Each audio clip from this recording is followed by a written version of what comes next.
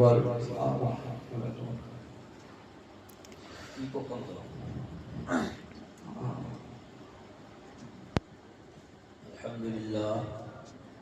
الحمد لله رب العالمين والعاقبة للمتقين والصلاة والسلام على سيد المرسلين وعلى آله وصحبه أجمعين، أما بعد، فأعوذ بالله من الشيطان الرجيم، بسم الله الرحمن الرحيم.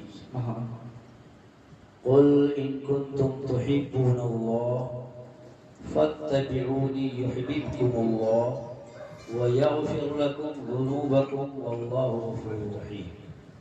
صدق الله مولانا العظيم وصدق رسوله النبي الأمين المتين الكريم، ونحن على ذلك لمن الشاهدين والشاكرين والحمد لله رب العالمين.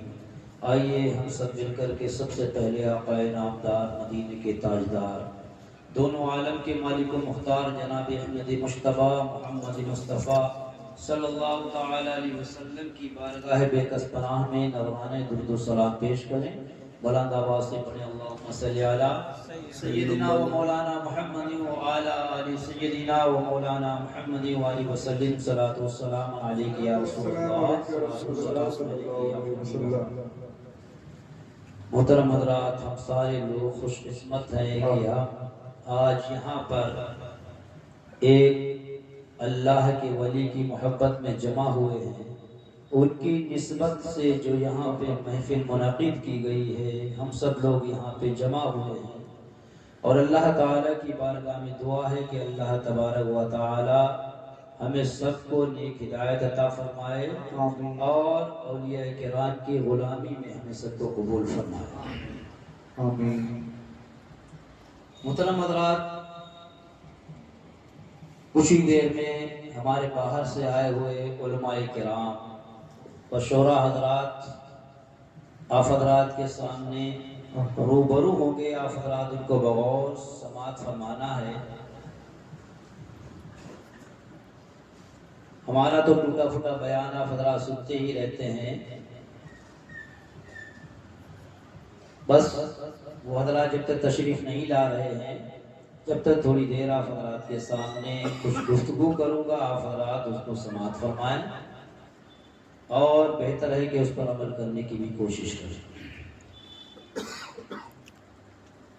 ایک بار اور رسول اور آل رسول کی محبت میں درود پاک کا نذرانہ پیش کریں. بلند آواز سے پڑھیں اللہم صلی علی سیدنا مولانا محمد وعلی آل سیدنا مولانا محمد وآلہ وسلم. صلاۃ والسلام علیک یا رسول اللہ. صلی اللہ علیہ وسلم.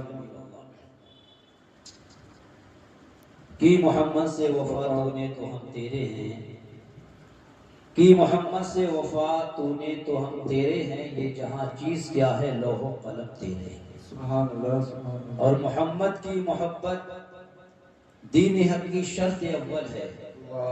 محمد کی محبت دین حق کی شرط اول ہے. اسی میں ہو اگر خامی تو سب کچھ نامکمل. سبحان اللہ. اسی میں ہو اگر خامی تو سب کچھ نامکمل ہے. محمد کی غلامی ہے سند آزاد کرنے کی. محمد کی غلامی ہے سند آزاد کرنے کی. خدا کے دامن توحید میں آباد. ماشاءاللہ سبحان اللہ. نعرہ تکبیر، نعرہ تکبیر، نعرہ رسالت، نعرہ رسالت. کچھ ہی دیر کے بعد آپ حضرات ان کے بیانات اور نعت و منقبت سماعت فرمائیں گے. درود پاک پڑھیں اللہم صلی علی سیدنا مولانا محمد وعلی آل سیدنا مولانا محمد. سنتے رہیے، علماء کرام کے نورانی چہروں سے مستفیض ہوتے رہیے. کہ محمد سے وفا صلی اللہ علیہ وسلم تو ہم تیرے ہیں، کہ محمد سے وفا تو نے تو ہم تیرے ہیں، یہ جہاں چیز کیا ہے لوح و قلم تیرے. اللہ رب العزت نے قرآن کریم فرقان حمید کے اندر ارشاد فرمایا قل ان کنتم تحبون اللہ فاتبعونی یحببکم اللہ.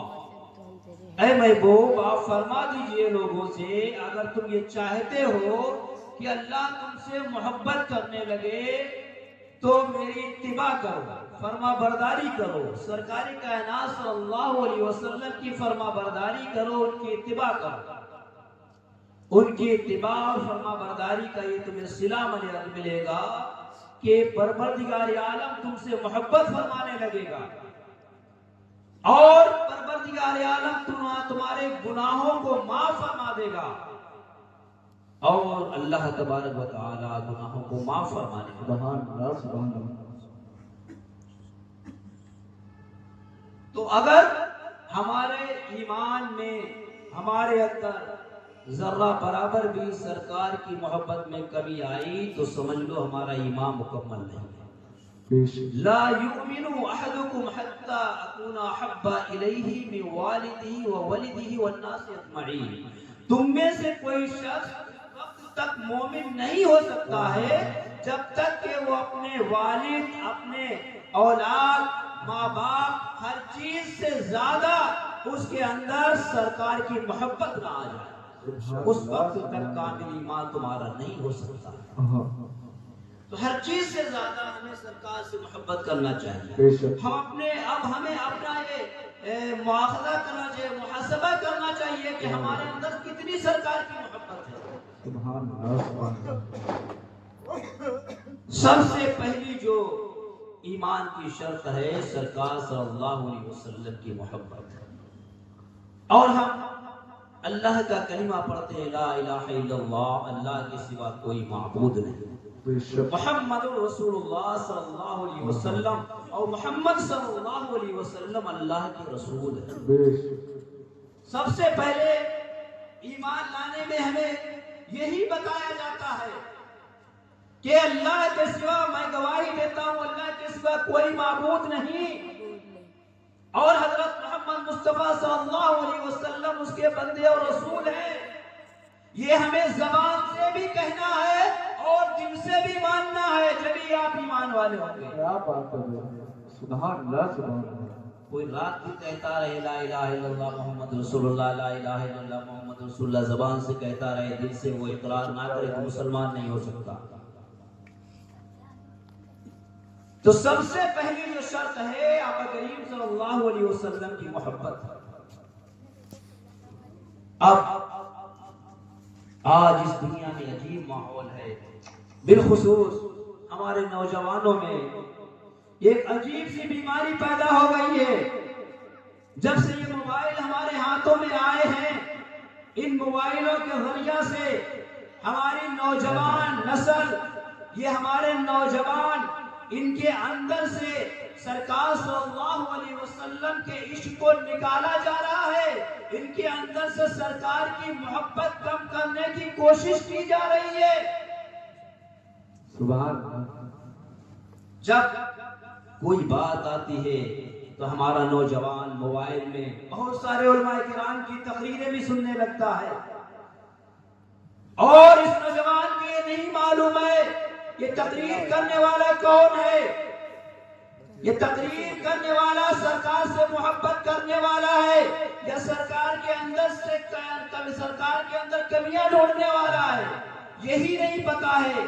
اب کوئی بھی مسئلہ ہو آپ موبائل کے اندر دیکھیں گے، جب اس کو تقریر میں سنیں گے تو ہر علماء کرام الگ الگ طریقے سے آپ کو بات کو بتائیں گے۔ ہر مسئلے میں اختلاف نظر آ رہا ہے، ہر مسئلے میں لوگوں کے اپنے اپنے اختلافات ہیں، انہی اختلافات کی بنا پر یہ ہماری قوم اب بیچ میں کشمکش میں ہے، یہ سوچ رہی ہے، یہ ہر مولانا الگ الگ طریقے سے ہمیں بتا رہا ہے، تو ہم مانے تو کس کی مانے؟ کوئی کہہ رہا ہے کہ سرکار کی محبت یہ ہونا چاہیے، اور سرکار کی محبت دوسرے لوگوں سے اس کا توازن کیا جا رہا ہے، اور سرکار کے علم کا دوسری چیزوں سے توازن کیا جا رہا ہے۔ بتائیے سرکار کے علم کا توازن کون کر سکتا ہے؟ سرکار کے علم کی مثال کسی چیز سے نہیں دی جا سکتی ہے۔ اب آپ کے سامنے چار طریقے کے لوگ آئیں گے اور ہر انسان اپنی اپنی قرآن و حدیث سے دلیل پیش کرے گا۔ جس نے یہ کہا ہے کہ سرکار صلی اللہ علیہ وسلم سارے لوگوں میں افضل و اعلیٰ ہیں، سارے انبیاء کرام میں افضل و اعلیٰ ہیں۔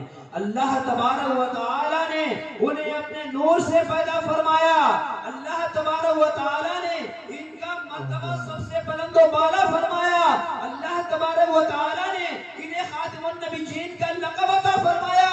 ان کے بعد کوئی نبی نہیں آئے گا تو دوسرا مولانا یہ بھی کہے گا کہ اس کے بعد بھی کوئی نبی آئے گا، ان کے بعد یہ جو ہیں یہ ہماری طرح بشر ہیں، اس طریقے سے بھی کہنے والے ہیں۔ کوئی کہے گا کہ سرکار کو علم غیب نہیں ہے، کوئی کہے گا ان کا علم جتنا ہے اتنا تو ملک الموت کو علم ہے۔ معاذ اللہ، اس طریقے سے آپ کے سامنے باتیں آئیں گی۔ اور جو یہ کہے گا کہ حضور ہماری طرح ہے، وہ بھی قرآن و حدیث سے دلیل دے گا۔ جو یہ کہے گا کہ حضور افضل و اعلیٰ ہے، وہ بھی قرآن و حدیث کی روشنی میں دلیل دے گا۔ جو یہ کہے گا کہ حضور آخری نبی ہے، وہ بھی قرآن و حدیث سے آپ کو دلیل دے گا۔ اور جو یہ کہے گا کہ اور بھی نبی آئیں گے، وہ بھی آپ کو قرآن و حدیث سے دلیل دے گا۔ اب آپ پریشان ہو جائیں گے کہ ساری دلیلیں تو قرآن و حدیث کی روشنی میں ہیں، آپ کے پاس اتنا علم نہیں ہے کہ کس کو حقیقت جانے۔ تو محترم حضرات، اب آپ کشمکش میں پڑ جائیں گے، آپ بھل یقین ہو جائیں گے کہ ہم مانے تو کس کی مانے؟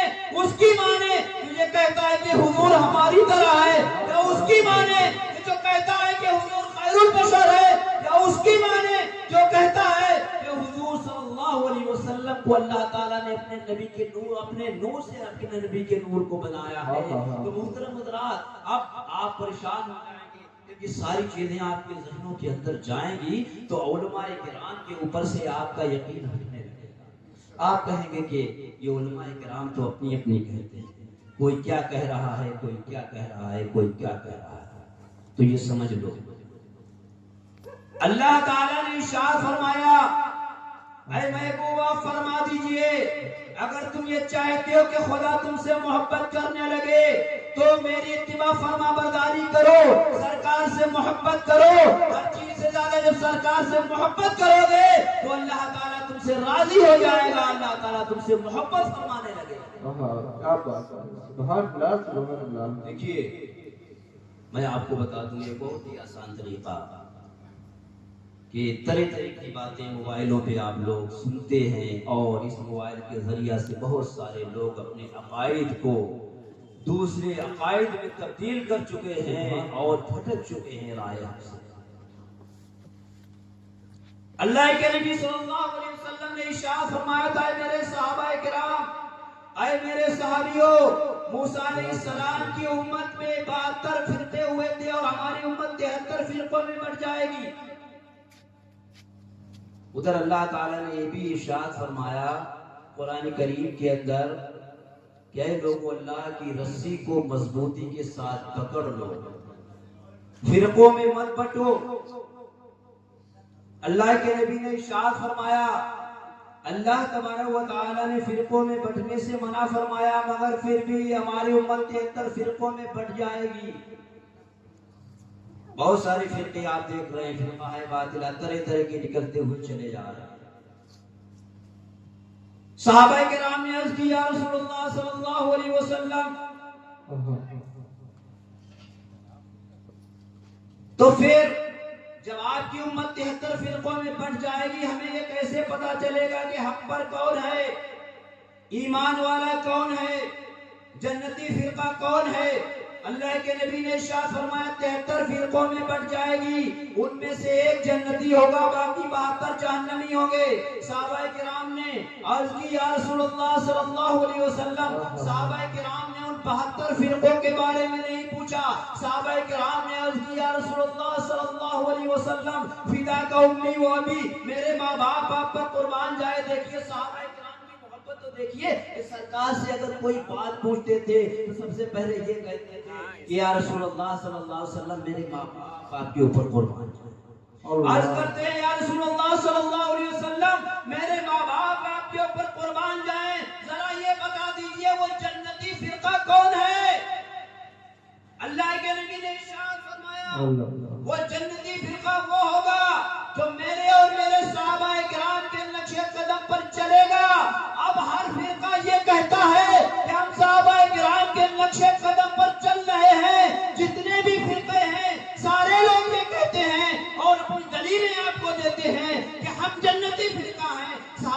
گرام کے نقشے قدم پر دیکھو ہم چل رہے ہیں. اب آپ کیسے پتہ چلائیں گے, کیسے پتہ لگائیں گے کہ صحابہ کرام کے نقشے قدم پر کون چل رہا ہے؟ تو سب سے پہلی چیز ہے آپ یہ دیکھیے کہ سرکار صلی اللہ علیہ وسلم سے کون سا فرقہ زیادہ محبت کرنے والا ہے. سمجھ لو وہی فرقہ صحابہ کرام کے نقش قدم پر چل رہا ہے, اور اسی فرقے کے بارے میں اللہ کے نبی نے فرمایا کہ وہی فرقہ جنتی ہے. اب دیکھیے صحابہ کرام کا کیا معمول تھا سرکار کی بارگاہ میں, صحابہ کرام کی کیسی محبت تھی نبی کی بارگاہ میں. صحابہ کرام جب نبی کی بارگاہ میں حاضر ہوتے تھے, جو نبی صلی اللہ علیہ وسلم فرما دیتے تھے, ہر حالت میں صحابہ کرام اس کو عملی جامہ پہنانے کی کوشش کیا کرتے تھے, اپنے تن من دھن کو سرکار کی بارگاہ میں قربان کر دیا کرتے تھے. صحابہ کرام نے یہ نہیں سوچا کہ حضور کا علم تو ہمارے جیسا ہے. صحابہ کرام نے کبھی یہ نہیں کہا کہ حضور ہماری طرح ہیں. صحابہ کرام نے کبھی ہمارے سرکار کی مثال دوسرے لوگوں سے نہیں دی, بلکہ اپنے کریم صلی اللہ علیہ وسلم کی شان میں صحابہ کرام کا تو یہ معمول تھا. اگر ہمارے آقا صلی اللہ علیہ وسلم وضو فرمایا کرتے تھے تو صحابہ کرام آپ کے وضو والے پانی کو اپنے ہاتھوں میں لیتے تھے, اپنے چہرے پر اور اپنے جسم پر مل لیا کرتے تھے. سرکار صلی اللہ علیہ وسلم کے خون اگر نکلتا تھا تو صحابہ کرام اس خون کو بھی لے کر کے اس کو تناول فرما لیا کرتے تھے. صحابہ کرام کا کیا معمول تھا؟ یہ تھی سرکار کی محبت. صحابہ کرام سرکار صلی اللہ علیہ وسلم کے لیے آپ کے اندر عیب جوئی نہیں فرمایا کرتے تھے, آپ کے اندر عیب تلاش نہیں کیا کرتے تھے. صحابہ کرام ہر وقت سرکار صلی اللہ علیہ وسلم کی تعریفیں ہی کیا کرتے تھے, اور جس بھی حالت میں ہوتے تھے سرکار صلی اللہ علیہ وسلم کے اوپر قربان ہو جانے کے لیے تیار رہتے. نعرہ تکبیر, نعرہ رسالت, مسلک اعلیٰ حضرت اور سے مقدر. اگر کہیں جنگ پہ جانا ہوتا تھا تو سرکار صلی اللہ علیہ وسلم جیسے اعلان فرماتے تھے, صحابہ کرام فوراً جیسے حالت میں ہوتے تھے اپنے گھروں سے نکل کر کے سرکار کی بارگاہ میں حاضر ہو جائے اور عرض کرتے سے یا رسول اللہ صلی اللہ علیہ وسلم حکم فرما.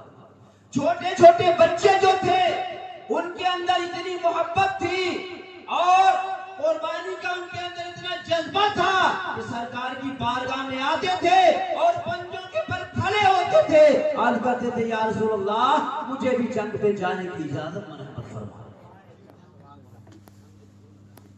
اپنے آپ کو اونچائی بڑھانے کے لیے پنجوں کے بل کھڑے ہوتے تھے. یہ تھی صحابہ کرام کی محبت. صحابہ کرام یہ نہیں سوچتے تھے یا رسول اللہ صلی اللہ علیہ وسلم اس وقت ہمارے گھر میں ہمارے بچے اکیلے ہیں, میں کیسے جا سکتا ہوں, اس وقت ہمیں فلاں کام ہے, میں جنگ پہ کیسے جا سکتا ہوں. نہیں, صحابہ کرام کی یہ محبت تھی, جیسے سرکار کا حکم ہوا صحابہ کرام ویسے ہی جانے کے لیے تیار ہو. تو یہ تھی صحابہ کرام کی محبت. اب دیکھیے ان فرقوں میں محبت کرنے والا کون سا فرقہ ہے؟ الحمدللہ ہم اہل سنت و جماعت ہیں. ہم سرکار کی شان میں گستاخیاں نہیں کرتے ہیں, ہم سرکار کے اندر محبتیں تلاش کرتے ہیں, سرکار کے اندر خوبیاں تلاش کرتے ہیں. ہم یہ نہیں کہتے ہیں کہ معاذ اللہ سرکار صلی اللہ علیہ وسلم ہماری طرح. اللہ اللہ سبحان اللہ سبحان اللہ. ہم یہ نہیں کہتے ہیں کہ سرکار صلی اللہ علیہ وسلم آخری نبی نہیں ہے. ہم صحابہ کرام کا جو معمول تھا اس پر عمل کرنے کے لیے اور عشق رسول کا اندازہ آپ کو لگانا ہے تو امام عشق و محبت کی بارگاہ میں چلے جائیں. امام اعلیٰ حضرت ارشاد فرماتے ہیں یا رسول اللہ صلی اللہ علیہ وسلم سرور کہوں کہ مالک و مولا کہوں تجھے, سرور کہوں کہ مالک و مولا کہوں تجھے, باغ خلیل کا انہیں زیبا کہوں تجھے, اللہ نے تیرے جسم منور کی تابش ہے, اے جانے کا ایمان تجلا کہوں تجھے. تیرے تو وصف عیب تناہی سے ہے وری, تیرے تو وصف عیب تناہی سے ہے وری. اے جانے جا ایمان تجربہ، لیکن رضا نے ختم سخن اس پہ کر دیا، خالق کا بندہ خلق کا آقا کر تجھے۔ ایک ایک چیز سے ہمارے آقا صلی اللہ علیہ وسلم کی محبت نظر آتی ہے۔ سرکار اعلیٰ حضرت کی ایک ایک بات آقا کریم صلی اللہ علیہ وسلم کی محبت سے بھری ہوئی ہے۔ سرکار اعلیٰ حضرت نے جو کنز الایمان قرآن مقدس کا ترجمہ فرمایا، اس میں بھی آپ نے ایک ایک لفظ آپ کے دیکھ لیجئے کہ سرکار کی محبت سے شسار ہے، سرکار کی محبت میں بھرے ہوئے۔ اور بھی بہت سارے تراجم لوگوں نے کیے ہیں، تو ان ترجموں میں معاذ اللہ کسی نے سرکار کو گناہگار کا قرار دے دیا کہ سرکار نبی بھی گناہ کر سکتے معاذ اللہ، مگر اعلیٰ حضرت رحمت اللہ علیہ نے آپ کے ایک ایک لفظ سے یہ پتا چلتا ہے کہ آپ کے اندر محبت کا جذبہ کیسا ہے۔ تو اگر یہ ساری چیزیں آپ کے سامنے آ جائیں، آپ سوچنے پہ مجبور ہو جائیں ان فرقوں میں حق پر فرقہ کون سا ہے، اور ہر فرقہ اپنی اپنی دلیل دے، تو یہ سمجھ لینا کہ جس کی دلیل سرکار کی محبت میں ہو، جس کی دلیل میں سرکار کی عظمت بیان کی جا رہی ہو، اس کی دلیل کو مان لینا، اور جس کی دلیل سے سرکار کی عظمت میں کمی آ رہی ہو، جو سرکار کے اندر جو کمیاں تلاش کر رہے ہو، ان کی دلیل کو چھوڑ دینا، سمجھ لو تمہارا ایمان سلامت۔ کیا بات ہے محترم حضرات، سبحان اللہ، اہل سنت و جماعت کے لوگ تھے، اور ہمارے امام جن کی ہم تقلید کرتے ہیں، امام اعظم ابو حنیفہ رضی اللہ تعالی عنہ نے ہمیں یہ پورا اس کا سلیبس بنا کر کے دے دیا ہے کہ اس طریقے سے اپنی زندگی کو گزارو۔ لوگ کہتے ہیں کہ ہم تو ان کی تقلید ہی نہیں کریں گے، ہم تو بس ڈائریکٹ قرآن و حدیث کی مانیں گے، ہم کسی کی تقلید کرنے والے نہیں ہیں۔ سب سے پہلے سمجھ لیجیے تقلید کیا ہوتا ہے۔ تقلید ہوتا ہے کہ کسی کی پیروی کرنا، کسی کے بتائے ہوئے راستے پر چلنا، وہ تقلید ہوا کرتا ہے۔ ہمارے امام اعظم رحمۃ اللہ علیہ کوئی آج کے عام امام نہیں ہے، مسجد والے آج کے امام نہیں ہیں۔ امام اعظم رحمۃ اللہ علیہ بڑے پائے کے امام جن کی ہم تقلید کرتے ہیں۔ ہم ایرو گیرو نتو خیرو کی تقلید کے لیے تیار نہیں رہتے ہیں۔ امام اعظم رحمۃ اللہ علیہ جنہوں نے اپنی زندگی کے شب و روز علم کی حاصل کرنے میں اور علم فقہ کے مسائل اخذ کرنے میں گزار دیے، تقریباً 70 سال آپ کی جو زندگی ہے، 17 سال کے بعد جو آپ علم کی طلب میں لگے ہیں، علم کی جستجو میں لگے ہیں، تو علم حاصل کیا، علم حاصل کرنے کے بعد بڑے بڑے محدث اور مفکر اور فقیہ بن گئے۔ دیکھیے محدث کون ہوتا ہے؟ محدث کوئی عام انسان نہیں ہوتا ہے۔ محدث وہ ہوتا ہے جس کو قریب 1 لاکھ سرکار صلی اللہ علیہ وسلم کی حدیثیں زبانی یاد ہوں، اور ایسے بھی نہیں ماں راویوں کے کہ فلاں کے بعد فلاں نے فلاں سے روایت کی، فلاں نے فلاں سے روایت کی، فلاں نے فلاں سے روایت کی، ماں راویوں کے پوری حدیثیں جسے حفظ ہو قریب 1 لاکھ حدیث، تو وہ محدث ہوا کرتا ہے۔ امام اعظم رحمۃ اللہ علیہ وہ تقریباً 5 لاکھ حدیثیں حفظ تھی، تقریباً 5 لاکھ حدیثوں کے حافظ تھے، اور آپ کی درسگاہ میں ایسے طالب علم نہیں آئے کرتے تھے، آپ کی درسگاہ میں ہزاروں محدث طالب علم بیٹھتے تھے، اور وہ آپ کی بارگاہ میں حدیثیں رکھتے تھے کہ حضور یہ حدیثیں ہم نے جمع کی ہے، اور ان سے مسائل آپ نکال دیجئے۔ اتنے بڑے محدث تھے امام اعظم رحمۃ اللہ علیہ کا، یہ معمول تھا۔ امام اعظم رحمۃ اللہ علیہ ایسے امام نہیں، حضرت امام محمد رضی اللہ تعالیٰ عنہ جیسے امام اعظم رحمۃ اللہ علیہ کے شاگرد ہیں۔ امام محمد رضی اللہ تعالیٰ عنہ یہ حضرت امام اعظم رحمۃ اللہ علیہ کے شاگرد، اتنے بڑے اپنے وقت کے امام، قربان جائیے امام اعظم رحمۃ اللہ علیہ کے اوپر۔ اسی لیے ہم ان کی تقلید نہیں کرتے، انہوں نے اپنی زندگی کے شب و روز علم کی تلاش میں گزارے، علم کو حاصل کرنے میں گزارے، انہوں نے اچھی طریقے سے قرآن و حدیث کو سمجھا اور اس کو پرکھا، اور جو قرآن سے مسائل ملے ان کو قرآن سے حل کیا، قرآن میں نہیں ملے تو حدیث مقدسہ سے حل کیا۔ دونوں چیزوں کو رکھ کر کے انہوں نے مسائل نکال کر کے ہمارے سامنے جمع کر دیا کہ ہم پورا قرآن کا مطالعہ نہیں کر سکتے ہیں، پورے حدیثوں کو ایک ساتھ میں بیٹھ کر کے جمع نہیں کر سکتے ہیں۔ امام اعظم رحمۃ اللہ علیہ نے یہ ساری چیزوں کو ایک جگہ جمع کر کے ہمیں دے دیا کہ اس طریقے سے تم اپنی زندگی کو گزار۔ ماشاءاللہ، ایسے نہیں ہم ان کی تقلید کرتے ہیں۔ امام اعظم رحمۃ اللہ علیہ بہت بڑے پائے کے متقی بھی گزرے ہیں۔ ماشاءاللہ، آج کے تقوی کے سامنے بڑے بڑے تقوی پھر ہو جایا کرتے تھے۔ امام اعظم رحمۃ اللہ علیہ کا واقعہ ہے کہ کوفے کے اندر ایک بار آپ کو یہ پتا چلا کہ کسی کی 2 بکریاں گم ہو گئی ہیں اور وہ نہیں ملی ہوئی ہیں، تو تقوی کا یہ عالم دیکھیے امام اعظم رحمۃ اللہ علیہ کے کہ امام اعظم رحمۃ اللہ علیہ نے تقریباً 8 مہینے تک بکری کا گوشت کھانا چھوڑ دیا کہ کہیں ایسا نہ ہو کہ کوئی چوری کی بکری کا گوشت ہمیں مل جائے۔ اللہ اللہ، یہ تھا تقوی کا عالم۔ امام اعظم رحمۃ اللہ علیہ بہت بڑے شروع میں تاجر رہے ہیں۔ آپ کی ایک کپڑے کی دکان تھی۔ مدینے کے ایک شخص کو پتا چلا سبحان اللہ، ایک بہت قیمتی کپڑا وہ صرف کوفے میں امام اعظم رحمۃ اللہ علیہ کی دکان پہ ملتا ہے، باقی کسی کی دکان پہ نہیں ملے گا۔ وہ مدینے سے شخص جاتا ہے امام اعظم رحمۃ اللہ علیہ کی بارگاہ میں، کوفے پہنچتا ہے، لوگوں سے معلوم کرتا ہے کہ فلاں کپڑا مجھے چاہیے، یہ کہاں ملے گا؟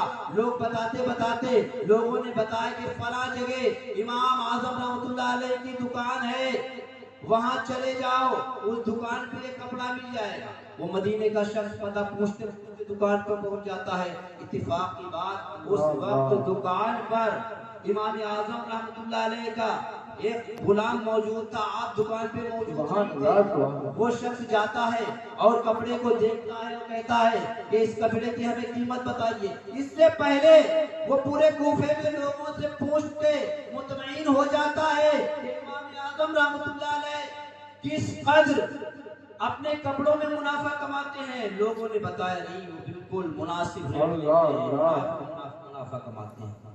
وہ شخص جاتا ہے تو امام اعظم رحمۃ اللہ علیہ دکان پہ موجود نہیں تھے۔ غلام نے کپڑے کو دکھایا، اس شخص کو کپڑا پسند آ گیا اور وہ کپڑا لے کر کے اس سے بھاؤ دیا۔ غلام نے بتایا کہ یہ مدینے سے آیا ہے تو اس سے جتنا بھی پیسے چاہے لے لے، یہ دے دے گا۔ 600 درہم کا کپڑا غلام نے 1000 درہم میں بیچ دیا اور وہ لے کر کے چلا گیا۔ امام اعظم رحمۃ اللہ علیہ وہاں پر آئے اور اس کپڑے کے بارے میں پوچھا تو آپ کے غلام نے بتایا کہ وہ کپڑا تو میں نے بیچ دیا۔ امام اعظم رحمۃ اللہ علیہ نے فرمایا تو کپڑا کتنے کا بیچا؟ وہ شخص کہتا ہے کہ 1000 درہم کا۔ امام اعظم رحمۃ اللہ علیہ اس کے اوپر اس کو ڈانٹنے لگتے ہیں اور اس کے اوپر ناراضگی ظاہر کرتے ہیں کہ یہ 600 درہم کا کپڑا تو نے 1000 میں کیوں دے دیا؟ یہ ہمارے لیے بالکل مناسب نہیں ہے۔ فوراً امام اعظم رحمۃ اللہ علیہ اس کے جو 400 درہم نکلتے تھے ان کو لوٹانے کے لیے مدینہ پہنچتے ہیں اور وہاں پر معلوم کرتے کرتے اس کو تلاش کرتے کرتے کئی دنوں تک مسلسل تلاش کیا، ایک جگہ اس کو پا لیتے ہیں اور پھر اس کے وہ پیسے واپس کرتے ہیں۔ تو قربان جائیے تقوی کا یہ عالم، ہم اس ایمان کی تقلید کرتے ہیں اور الحمدللہ جو ہم جس ایمان کی تقلید کرتے ہیں اس میں سارے مسائل ہم کو قرآن و حدیث کی روشنی میں عطا کرتے ہیں۔ سبحان اللہ، سبحان اللہ۔ آج کا ڈاکٹر اور انجینئر یا پروفیسر جو ہمیں نئی نئی باتیں نئے نئے مسائل بتاتا ہے اور کہتا ہے کہ تم تقلید کرنے والے ہو، مقلد ہو، تو الحمدللہ ہم کسی ڈاکٹر انجینئر اور پروفیسر کی تقلید نہیں کرتے ہیں، ہم امام اعظم کے مقلد ہیں۔ اللہ تعالیٰ کی بارگاہ میں دعا ہے اللہ تبارک و تعالی ہمیں سب کو ہدایت عطا فرمائے اور اللہ تبارک و تعالی ہمارے اندر سرکار صلی اللہ علیہ وسلم کی سچی اور پکی محبت عطا فرمائے۔